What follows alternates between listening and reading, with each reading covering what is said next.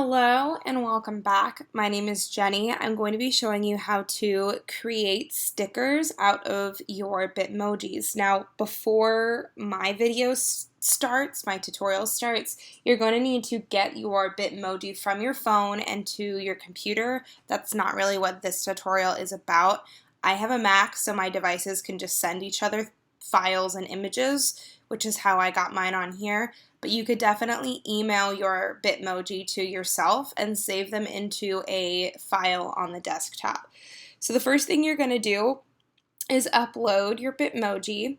As you can see, I've already uploaded a couple here. I'm just going to browse, and then I've got, a bunch of my Bitmoji saved, just kind of whatever I want. I picked a bunch that I thought my kids would find funny on stickers. When you select your image type, if you click simple or moderately complex, you can see it kind of doesn't get the colors quite right. The best option is complex. And then just make sure you get rid of the basic black background. The basic white background. And then we don't want to save this as like vinyl we're cutting out. We're saving it as an image we're going to print. And if you want to give it a name, you can. I don't normally give my stuff names because I'm really lazy. So I'm just clicking save. And you can do this with as many Bitmoji as you want. I want to create kind of a mixed up sheet.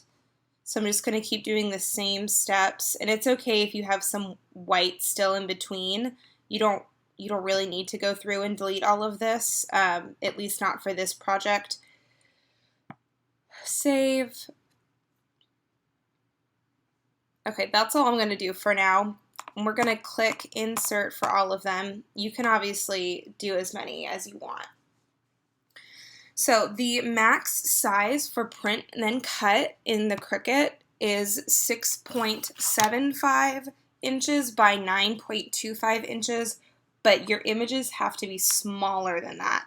So for my width of this little square, which I just clicked square, and I'm going to unlock it, I'm going to use this kind of as a guide for myself. I'm going to type 6.74 and 9.24. And obviously you can switch those if you want your sheet to be oriented the other way, like turned. I just like mine up and down like this. And then we're going to move it to the back. And that's going to give you a good idea of how many stickers you can put on there. So next, we're going to decide how big we want our stickers. I think I just want mine to be 1 inch. Now I want the max size to be 1 inch. So whatever my tallest dimension is, I'm just changing it to 1 for all of my Bitmoji.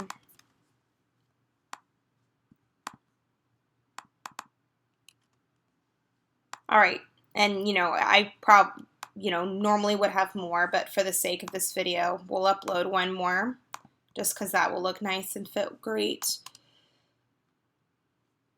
I'm going to do the watermelon because I think it's funny. Goodbye. Great. Okay. Insert my watermelon. Okay. The next step we're going to do is we're going to put a white background behind all of these, so that when we print and cut, it doesn't try to cut out each little individual detail. If you saw my previous video about making your stickers into Bitmoji, there was a step that I skipped, and if you attempted to follow that video, you'll notice that your stickers didn't work out. That's why I'm kind of fixing it now. So you're going to make a little square that's a little bit taller than your highest dimension. So for all of these, my biggest dimension was 1 inch. So I'm going to make this a little bit over 1 inch, just slightly. And then I'm going to move it backward. I can just drag it back here. I want it behind all of my Bitmoji. So then I'm going to select my white square and click Shift and my other one, and I'm going to click Align Center. And then I'm going to duplicate this 4 times so that I have a total of 5, and I'm gonna just put it on top and move it backwards. So I'm actually gonna click on all of my white squares, move to back, and then I'm gonna put this guy in the back. All right, so now I'm gonna click on each white square under the picture and align it to the center.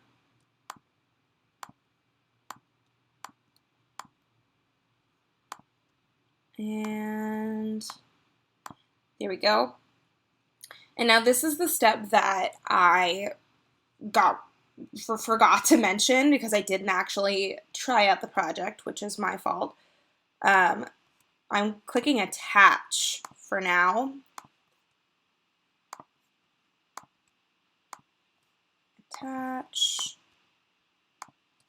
All right, you're going to do this once for each of your basic images, and then you're going to need to flatten this in just a minute. So before we flatten it, we're going to align all of our little stickers up, kind of however I want it. So if I wanted mine to be, I like how far away that is from the edge, I'm going to just kind of eyeball it on both sides. Now I'm going to click on all 5. I have everything selected other than my black square.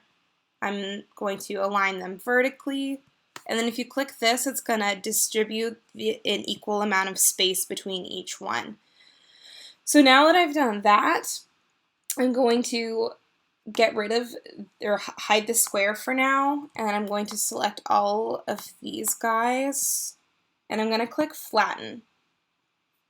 Flatten is the step that I did not mention in my last video because actually when I normally make stickers, I do something totally different in Photoshop, but I thought I would make a tutorial that more people can actually duplicate, and not everybody uses Photoshop. So now that I've got this, I've got a row of my 5 stickers. I'm just going to keep duplicating them, and I'll align them up in just a minute. And I'm gonna fill up my my dark gray back there, which is just my my planning square. Here we go. I can fit another one of those. I wonder if I can fit 2 more. So if you're not sure how many, this is a trick that I normally do. I'm going to slide it up as high as possible on my guide. I don't know that I'll be able to fit another one. And then I'm going to put this one as low as possible. And then I'm going to go select all of these. And I'm going to distribute the space vertically. Ooh, it did fit. Awesome. And so because I did that, it automatically figured out I had extra room. Just make sure your bottom row and your top row are as high up as you want them, and it will distribute the rest of the space based on that. So then I'm just going to line them up in the center. All right, and I'm going to click flatten one more time while having those selected, because now when it cuts out the stickers, it's going to keep it exactly like that. So I'm going to get rid of my guide, and I'm going to click Make It. And as you can see on my my preview, it shows them exactly how I had them. There are a few options when doing print then cut that I thought I would explain since I'm already redoing this video. So when I click Continue, and it actually is going to my printer. Now, number one, when I print stickers, I just use 8.5 by 11 mailing labels. I think the Cricut sticker paper is kind of a waste of money.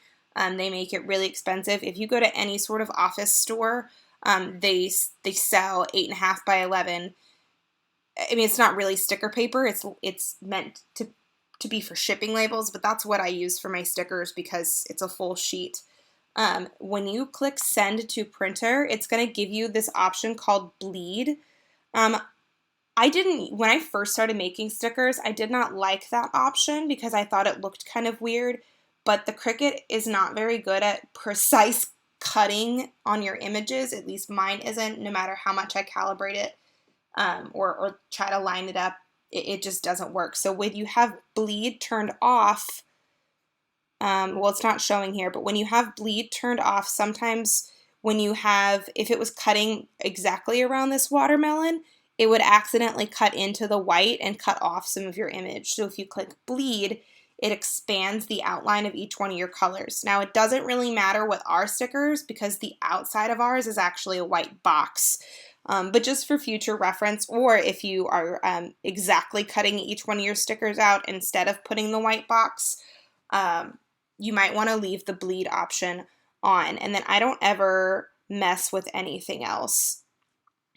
So we're going to send it to our printer when I don't know what it's doing. So I'm going to show you. You're going to turn your dial to custom on your Cricut. Okay, great. It's going to print that out. Give me just a second. But when I'm just printing this onto my sticker paper. So when you set your material, if you are using Cricut sticker paper, obviously you're going to, when you browse your materials, you're going to select Cricut sticker paper. So it says sticker paper and it's got the Cricut logo. That means it's Cricut brand. I do sticky note for all of my stickers. I use 2 different kinds of sticker papers, although usually it's just the really cheap label kind. And I find sticky note works really well. My machine, since I've changed the blade, sorry, that's my printer. My machine, since I've changed the blade, sometimes cuts too much through the backing of the sticker. If you notice yours is doing that, just change the pressure to less, and it shouldn't cut through. Or if you notice it's not quite cutting through your sticker paper, then change it to more. All right, I'm going to end the screen capture of my video and I'm going to change it over so I can actually show you it cutting out my project.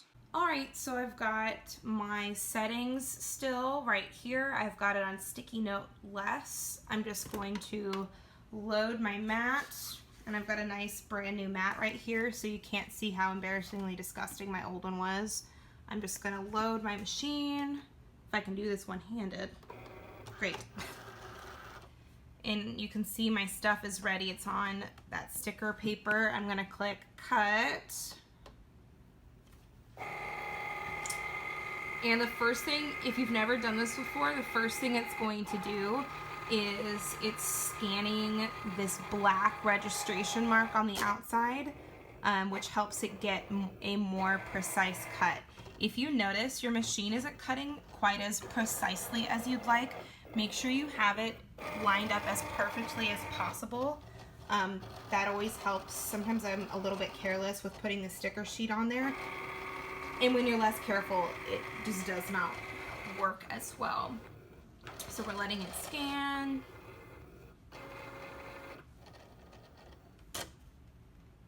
And now it should start cutting out the squares instead of the Bitmoji outlines themselves. Why it goes down there, I don't know. There you go. And if you look on your computer, each time it cuts one out, it's showing you that it's getting closer and closer to cutting it out.